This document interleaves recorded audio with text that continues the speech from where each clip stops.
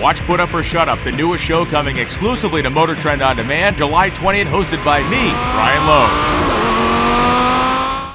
This time on Roadkill, I rescued my dream car. Hasn't moved in 17 years, and I give Tony plenty of time to do the job.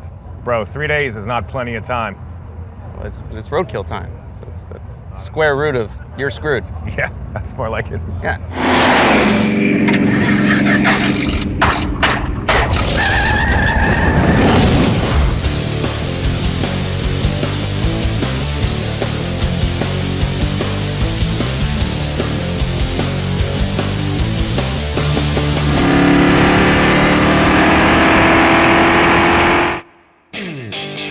So David calls me and says, we're doing one lap of America, which is a brutal race.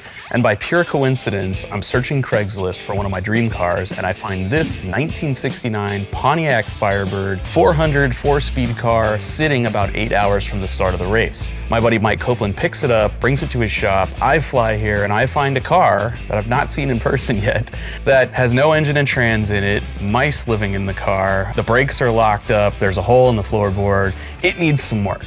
But I'm motivated. This is my dream car, and these guys are about to walk in here right now and see this, and I'm hopefully gonna convince them we can pull this off in the next day and a half.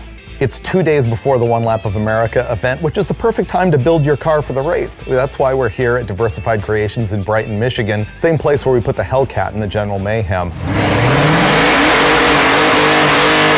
I haven't seen Finnegans' car yet, but we're gonna have to thrash on the thing. We brought in Tony Angelo to help, and I think we're in for a big surprise right now about how much work this thing needs. So about a week and a half ago, I got a text from one of our producers that said, do you want to come and race a car for a week? And of course, me being a race car junkie, I said, absolutely, I'm in. That sounds fantastic. A little more was revealed to me. It's the One Lap of America, which is 3,300 miles in 7 days, while you also participate in like 17 track events. So it's grueling, it's intense, it's nonstop. It sounds amazing. And they said, oh, P.S. by the way, Finnegan picked up a car, he just bought it, it's a 69 Firebird, and it might need a whole bunch of work. So I'm here, I don't know what we're up against, I haven't seen the car yet, but I'm feeling like since this is Roadkill, it might be a complete disaster. Doesn't look that bad. Yeah, this is a car. Yeah, just needs a little race prep. Take a whiff. Yeah, I took the liberty of pulling the carpet and the seats out. That is nasty. That's you for 10 days. A few dead mice in there. Really? Well, it's been sitting since 2000. The last time it moved, it took a couple of kids to their high school prom, and then they got froggy and wanted to restore the car afterwards, and they took the motor, did a little work to it, and it hasn't moved since. What do we have to do? We should start up front. The hood needs a little adjustment. Have an engine. Please have an engine. Okay, great. Guys, there's no engine in here. There's no trans either. All right. Got it.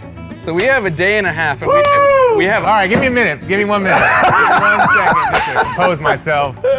I already knew this. Woo, boy. All right.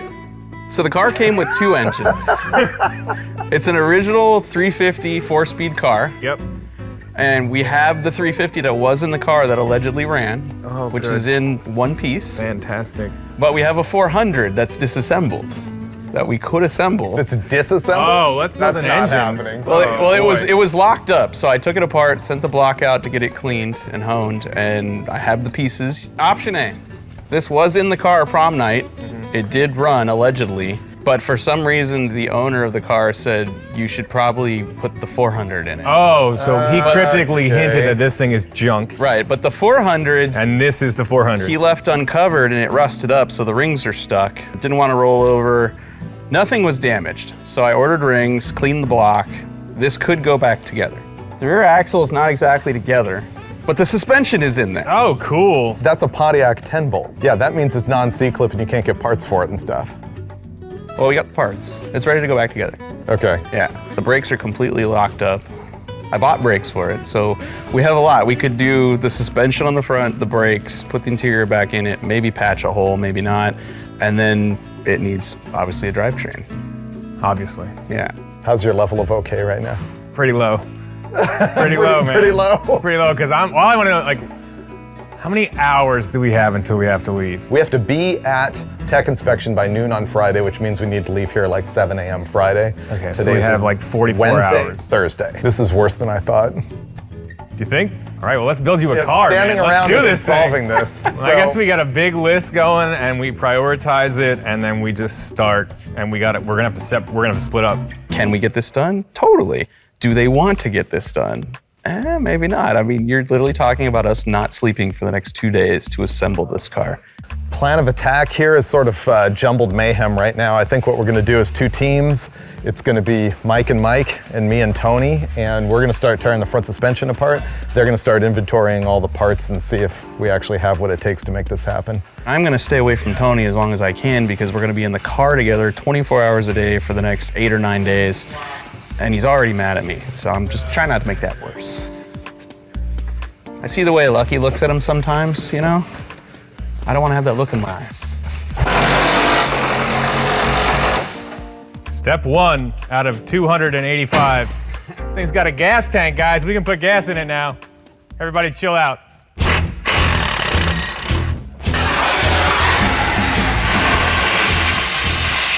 There you go. All right, Wow. see this? That wheel won't turn. What? That ball joint won't spin. Your ball joints are locked up solid. The spindle won't turn.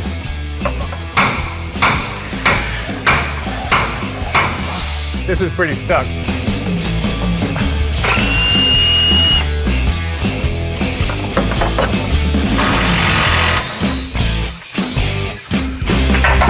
Okay, done.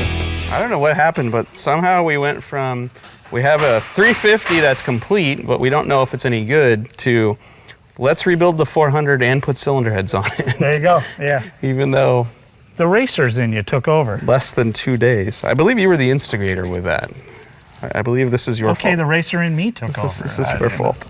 But right now we're getting ready to start assembling the short block. When we took it apart, all the bearings are so good that we're gonna put the original bearings back in it. And the crank's still good, perfect, didn't even need to be polished.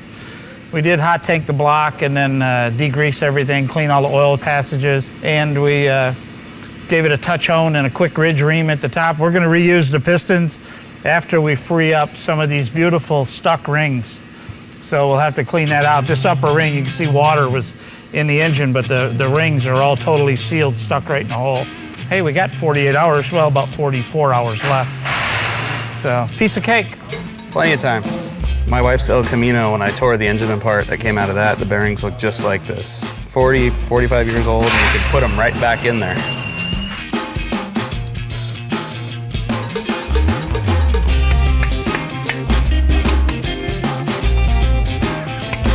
I'm still in the disassembly stage. I haven't put on one new part. I'm just ripping stuff out of here. I think Tony and I are gonna have the front suspension done today. I don't know if we're gonna get the whole car done by tomorrow. I'm gonna pull the pitman arm off the old steering box, and then we're gonna install that new quick ratio Borgensen unit so that when we're sitting in the garage pretending like this thing runs, it'll feel really good. We're trying to install our first new part, which is the steering box, and naturally, it's got the wrong spline on it. I bought the new one because I was worried the old one might be leaking, but I had never seen the car either, so. I did a lot of Ray Charles parts ordering on this deal. Put it back on. Yeah. All right, let me undo what I did.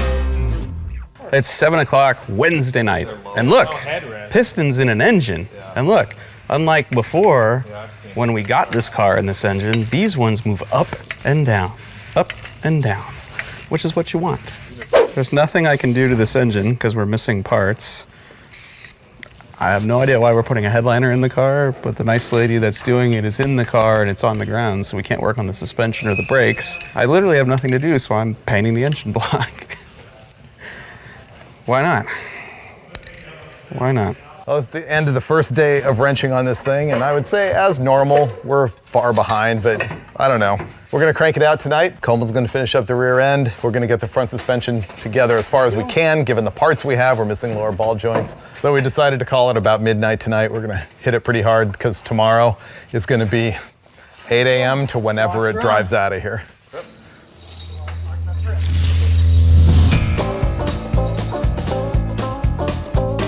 Man, we got a lot of stuff done last night. We were only here till about 12:30, but we got the whole rear end assembled, brakes on the back, wheels and tires fit, front end mostly together, master cylinder on, and as soon as ball joints show up, I'm gonna have the rest of the front end together. And after that interior, Tony got the floor pan in. We're gonna throw some seats in it and stuff. I'm pretty sure we're actually gonna make this happen today. We got the short block built for the engine. We still need steering, interior, rest of the engine, transmission, exhaust. I'm gonna stop talking now because it's getting a little overwhelming. Okay. I predict you rip out that nice fancy new headliner. Yeah. You know, the seat might not fit, but the headliner's great. Oh. Super annoying. Oh, yep. Okay, we gotta drop that junk. Yeah, this won't work. No success. We're gonna have to cut and weld this floor bracket and make it lower.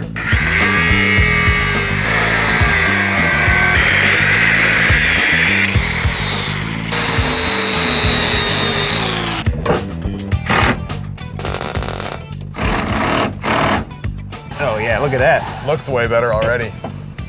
Not bad. That's livable for sure. Yeah, see, you want the upper arm parallel to the ground. Yeah, you want a nice, Yeah. and then you want a white t-shirt and roll up a cigarette pack in it. Yeah. Oh, big moment here. Oil pan's going on. And we can flip the engine right side up and it should stay right side up until it goes in the car. It already smells less like poop in here. Carpet fixes everything. Normally you'd say carpet in a roadkill car is just way too nice, but the carpet's hiding holes in the floor. So in this instance, it's just a barrier. It's a filter for the exhaust fumes. My mouth has tasted like mouse poop more often than I really want to admit. It's a roadkill thing.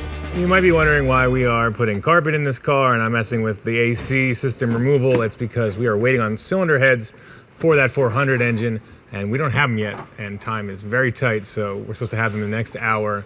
Once they're on and everything works, the push rods seem like they're the right length and everything spins, I will feel way better about this. Cylinder heads are here. Now we can finish the engine, which is great because it's like 4 in the afternoon, I think, and we need to leave in 16 hours. Thanks to these babies, we don't have to do valve guides, valve seals, no servicing, and they're lighter. Edelbrock heads, ARP studs. This thing better go more than 1 lap.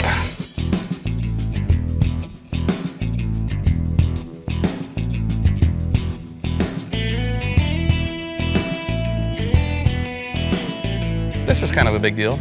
This is the pilot bearing, goes in the back of the crankshaft, and the input shaft of our Muncie 4-speed should go in here. Problem is, this won't fit in our crankshaft. So we need to either find a smaller one or get someone with a lathe to turn this down for us, because we don't have that tool here. Then it can go in the car. So I have a feeling Mayor Mike Copeland knows somebody that can fix this problem then. So I'm not sweating it. It's Thursday night, and we have to leave in 12 hours. Do you realize that? Oh, we got 12 still? 12 whole hours, and we got a whole bunch of people here working on the thing. Tony and I have got the front suspension back together with the old parts that we took off. We got the rear end done, brakes are done, the interior is mostly done. We're trying to focus now on the criticals. The engine is the big critical. Finnegan and Copeland got the thing mostly together, but the problem now is just the accessory drive on it. And once we get that sorted out, the real big deal is that the pilot bearing that goes in the back of the crankshaft to hold the snout of the transmission so the clutch works. You got it milled down? I got it machined. Oh, Copeland got it fixed. I should have known better. This is where miracles happen every day. So apparently we'll be able to bang that together and get this whole thing in the car. But if we don't have it running by like midnight, then it's going to be real fun. We're in bad shape.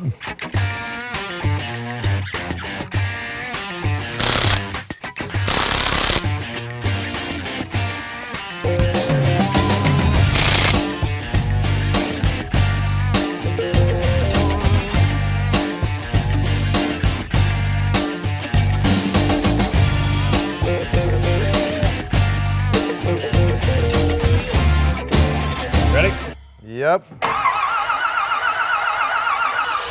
There you go. Runs good. It's alive! It's quiet. Sounds good. 75 pounds oil pressure. We need to go driving. 3 days. Look at this, 3 days. Feel better, Tony? I do. It runs really good. It sounds awesome. You guys aren't gonna have a single problem on the road. Thank you for that. Man, it's been 22 hours straight right now, but we killed it. We would have never gotten this done without the crew here from Diversified. We just dogpiled this thing. And in the middle of the night last night, I think 3 o'clock in the morning, we finally got it fired up and this thing just purred. Everything seems to be working. The last details right now are Daryl's in there putting a harness bar in. Then we got to throw the seats in and pack up and hit the road. It's about 6 o'clock right now and we got to get on the road around 7 so that we can make it to Tire Rack for tech inspection for one lap of America. Feels pretty good. It really does. It's comfy. Well, it's all done. These guys are gonna run it around the block and find out if anything's gonna fall off of it before we load it on the trailer and go. The race director said he wants us there at noon, which is 4 hours from right now, and it's a 3-hour drive. So basically nothing can go wrong. Woo! Oh, it's spunky. That's some pep. It's very spunky. That was like half throttle, dude. I like it.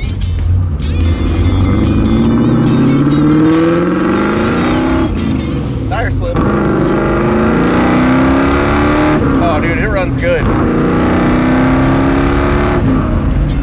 Dude, for an out of the box, no dyno tune, this is pretty good. I think I found some of the pig pen. It's coming out. Yeah. Oh, God. Nice work, Tony. It's work, everybody, man. Oh, God, this is fun to drive. Yeah. Working. Woo! Dude, and the trans is good. Yeah, this thing rules.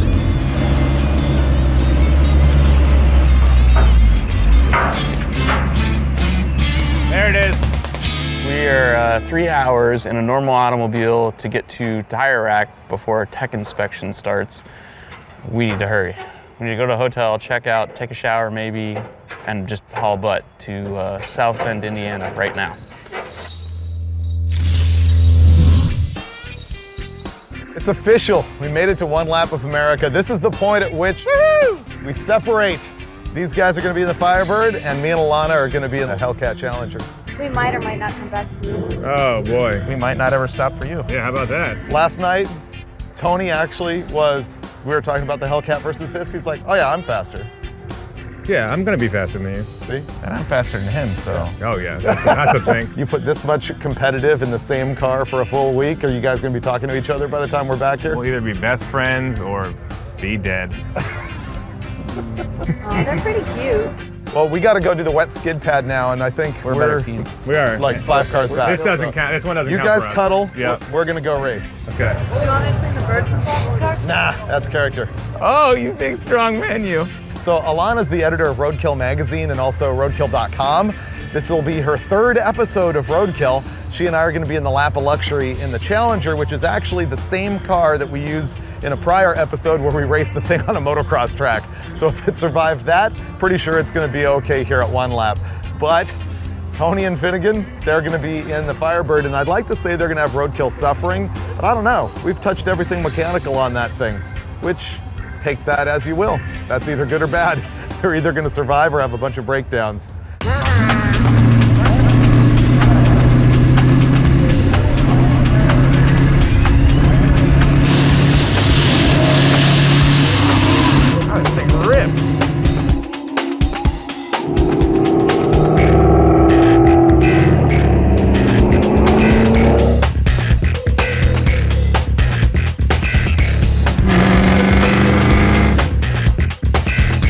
Okay, we are at the second event of the first day. This is the autocross. I drove on the wet skid pad at the Tire Rack headquarters, and the car was pretty good. I didn't go crazy pushing it hard because I wanted to feel it out, but we ran a 0.63 G in the wet, which I think is pretty good. And turns out in our class, the leader, we're second now, did 0.64 G, so that's pretty damn close. Right. Yeah, so we're in second place currently. This close to that guy. Yes, and David did 0.67 Gs, which isn't that too far away from us either. No, not at all. We have a chance. We Yeah.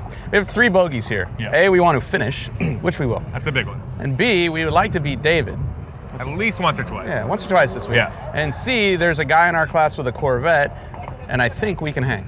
And his car looks pretty serious. It's not his first time. It's got a cage. It's got a wing. It's on nasty tires. It's got a wing. Seems to be important. The wing. So if we could finish ahead of those dudes, we'd be awesome. And they're currently leading the American vintage class. So we're number 2. Good luck, buddy. Thanks, dude. Go fast. Got this. Our goal is to make one good run and hit the road because we're traveling at a much slower pace than the rest of this whole event.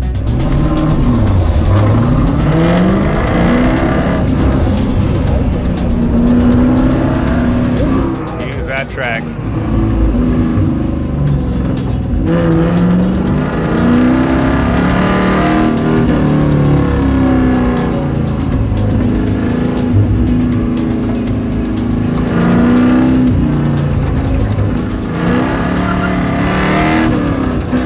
Pretty good run. Car sticks great.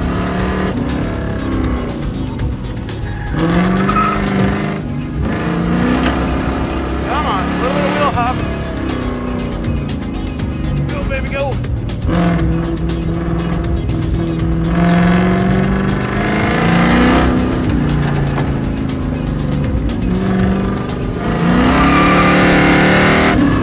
'59. Nice. That should put us in first in our class. So that would be awesome.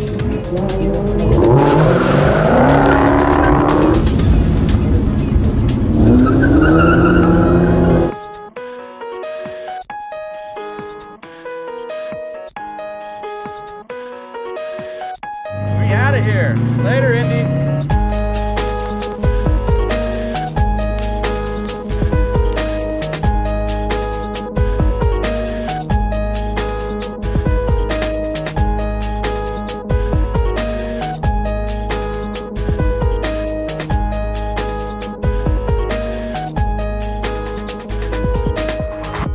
It's just about midnight on the first day. We have been chugging along slowly, just about out of gas, pulled over in a little town in Tennessee. The car started to spit oil out of the tailpipes at some point during the day, and it's really getting bad now. I don't know if we have like a PCV problem or what the deal is.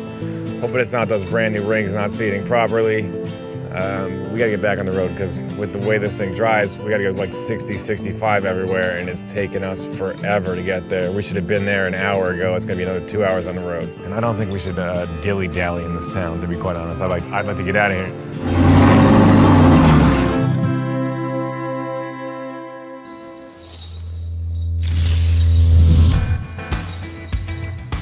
We are now here at Memphis International Raceway, a place where the road course has a half-mile long straight, and we only have 4 gears and 25-inch tall tires. If the motor's gonna go, it's gonna go this morning with Tony behind the wheel on the floor down that front straight. If the 10-bolt's gonna explode, that's gonna happen this afternoon when I'm on the drag strip trying to win a bracket race. So all your drama today.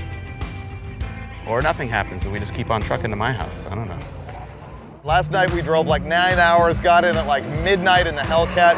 You remember that time I couldn't get my phone synced up with the radio? Also, dinner, not that great. Oh, that steak place. Yeah. Right. You know, I mean, it was okay. Yeah. Yesterday we ran 2 events at 2 different tracks. Today it's Memphis Motorsports Park. There's gonna be 4 events. First of all, there's the road course, which hilariously is nothing more than the drag strip and the return road in the staging lanes. We're gonna run 2 sessions of that, and then they're gonna go into a fast ET race on the drag strip. You get 1 pass, low ET wins, and then you get to use that ET to decide what you're gonna do for a dial-in on the bracket race, drag race that's gonna end the day. And that's where I'm putting Alana in the car, and she doesn't know it yet, but she's winning. I'm feeling good, man. I'm looking forward to this. I love a road course. I only ask one thing. Front straight, 5 grand, 3 seconds max. Got it, 3 seconds. 3 seconds. Good luck. 1 warm-up lap, 3 hot laps. Cumulative time.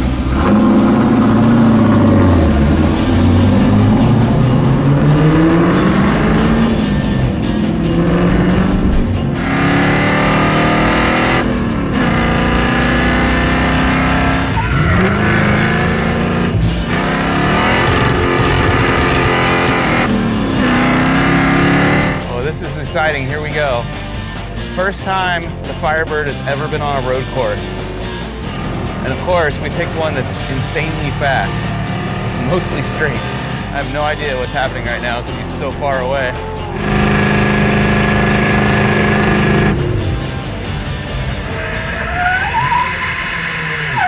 Uh-oh, smoke. A lot of smoke. I think he just locked up a tire. It won't run. It doesn't want to run immediately after one rip down the straight. Did the motor shut off completely? It's running now, but it won't do anything.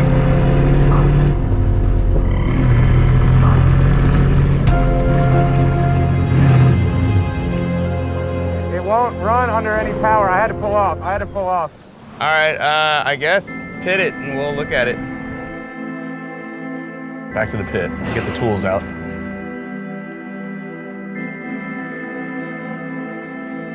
Never boring on Roadkill. You've probably forgotten this, but one lap of America, not one lap of Memphis International Raceway. Dude, I didn't go over 5,000. Not one. I don't believe you. Believe it.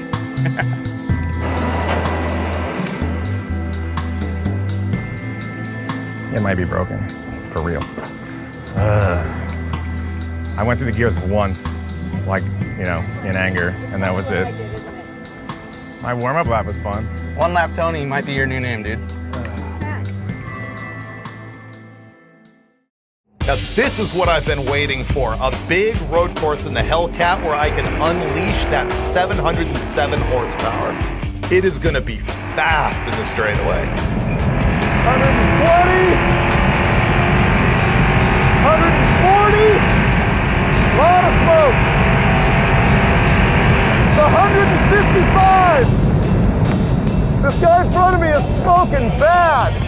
Partway through my laps, the car in front of me started smoking bad. He puked ATF all over the ground, drove over his own junk, and spun out. They shut down the track for a while, and so I headed to the pits to find out what went wrong with the Firebird.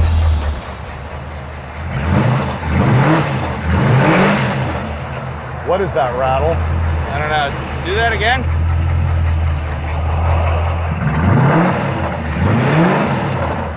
That is not good. That's new.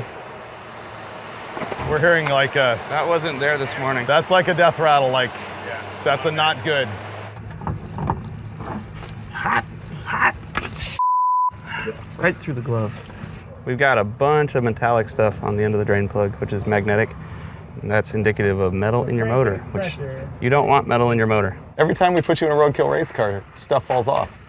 All I did was hit We the hand gas. you the- All I did was hit the gas, and I literally was like, 5,000, boom, boom. On a silver platter, we hand you the best of equipment that money can buy, and this is how you treat it. Yeah. Vintage bearings, fingers crossed. But it's roadkill, so like, this is normal everyday stuff, right? Today did not go the way I thought it would. I was a little worried we'd blow up the engine. I just didn't think it would happen in one lap. So we went and got a U-Haul trailer, hooked it to a rental truck. We're gonna haul the Firebird to my house, which is actually on the way to the next track. I got rings, I got gaskets, I got bearings, I got a whole lot of brake clean. We will rebuild the motor again, make a couple more oil system mods. So hopefully the next time Tony gets behind the wheel, it stays in one piece. I always say that Roadkill is about rolling restorations, and that's exactly what we did here. We started off with a '69 Firebird that Finnegan has always wanted, but that had no engine, no trans, no suspension, no nothing. But we made it happen. The fact that it blew up, hey, that's just another opportunity to make it good, and we will. Because Roadkill's also about never say and die, and we're gonna finish the one lap of America no matter what. You'll see that in the next episode of Roadkill. Support companies that support Roadkill. Buy your speed parts at jegs.com. All right, David, should we get the real car in now? Wait, is that a real car? No. Oh, you son of a bitch.